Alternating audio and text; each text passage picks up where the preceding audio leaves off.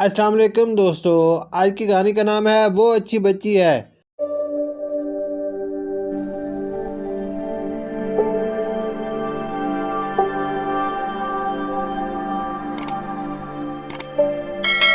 تم تو اچھی بچی ہو، تم تو کہنا مان لو، یہ بڑی والی پینسل بھائی کو دے دو۔ شاباش۔ امی نے میک کو پیار سے سمجھایا تو اس نے ایک نظر پینسل کو دیکھا اور پھر امی کو، جنہیں یقین تھا کہ وہ ان کی بات مان لے گی کیونکہ وہ اچھی بچی ہے، اس نے بھائی کو بڑی پینسل دے دی اور خود چھوٹی پینسل سے اسکول کا کام کرنے لگی۔ بھائی بڑی دیر سے اس کی پینسل لینے کی کوشش کر رہا تھا۔ اس نے پینسل ہاتھ میں آتے ہی امی کے سامنے تو شکریہ کہا، مگر جیسے ہی امی اٹھ کر میک کو منہ چڑھایا اور بولا، اب تم دیکھنا میں تمہاری چہتی پینسل کے ساتھ کیا کرتا ہوں۔ دوسرے ہی دن اس نے پینسل چھیل چھیل کر برباد کر دی اور خود دوسری لے آیا۔ میک کی آنکھوں میں آنسو آ گئے۔ یہ پینسل اس کو تحفے میں ملی تھی اور یہ تحفہ وہ بہت احتیاط سے استعمال کرتی تھی۔ اس نے امی کے کہنے پر اسے دے دی تھی۔ وہ اچھی بچی جو تھی۔ ایک دن اسکول میں فضا نے کہا، میک تم مجھے اپنی کاپی دے دو، میں 2 دن اسکول نہیں آ سکتی تھی۔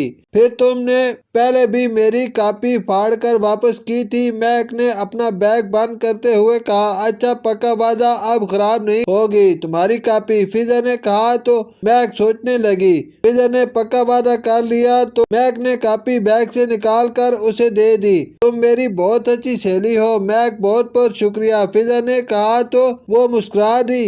دوسرے دن فضا نے چھٹی ہی کر لی، جس کی وجہ سے میک کا کام نامکمل رہ گیا، لیکن شکر ہے کہ وہ مس کی ڈانٹ سے بچ گئی کیونکہ مس کو معلوم تھا کہ وہ اچھی بچی ہے۔ کبھی بھائی اس کی کوئی چیز ہتھیار لیتا تو کبھی بہن اس کے پسندیدہ سوٹ پر قبضہ کر لیتی اور اس کو سمجھ نہیں آتا کہ وہ کیا کرے۔ میک نہ اسکول میں شرارتیں کرتی نہ گھر میں، کبھی اس کا بھی بہت دل چاہتا کہ خوب اچھلے کودے، ادھم مچائے، شرارتیں کرے، مذاق مذاق میں کسی کو بکھلا دے، زور زور سے کہہ کے لگائے۔ وہ اپنے ساتھ دوسروں کے سلوک سے گھبرا گئی تھی۔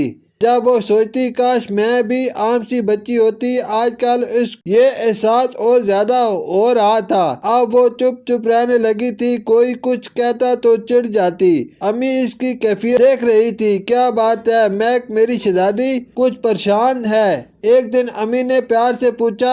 امی کے اس طرح پوچھنے پر اس کی آنکھوں میں آنسو آ گئے۔ امی نے گلے لگا کر پیار کیا، میری پیاری بیٹی کیوں رو رہی ہو؟ میں بھی اب عام بچوں کی طرح بننا چاہتی ہوں، میک نے روتے ہوئے کہا تو امی چونک گئی۔ انہوں نے حیران ہو کر پوچھا، ارے تم اچھی بچی کیوں نہیں رہنا چاہتی ہو؟ سب میری چیزیں لے لیتے ہیں، میں شرارتیں بھی نہیں کرتی، چھوٹے بھائی کو بھی نہیں مارتی، آپ کے اور دادا دادی کے بھی سب کام کرتی ہوں اور دوسرے سب تو ضدیں بھی کرتے ہیں، شور بھی مچاتے ہیں، گھر بھی پھیلا دیتے ہیں، تو میں کیوں ایسی نہیں ہوں؟ میک نے افسردہ لہجے میں کہا۔ امی نے اسے پیار کیا اور کہا، اللہ تعالیٰ نے سب کی فطرت الگ الگ بنائی ہے، کوئی لاابالی ہوتا ہے، کوئی سنجیدہ، کوئی شرارتی تو کوئی جھگڑالو، سب الگ الگ مزاج کے انسان بنائے ہیں۔ تم اچھی بچی ہو اور اچھی ہی رہو گی۔ اور یہ کس نے کہا کہ اچھے بچے ہنس نہیں سکتے یا شرارت نہیں کر سکتے؟ اگر دل چاہے تو تم زور زور سے ہنس بھی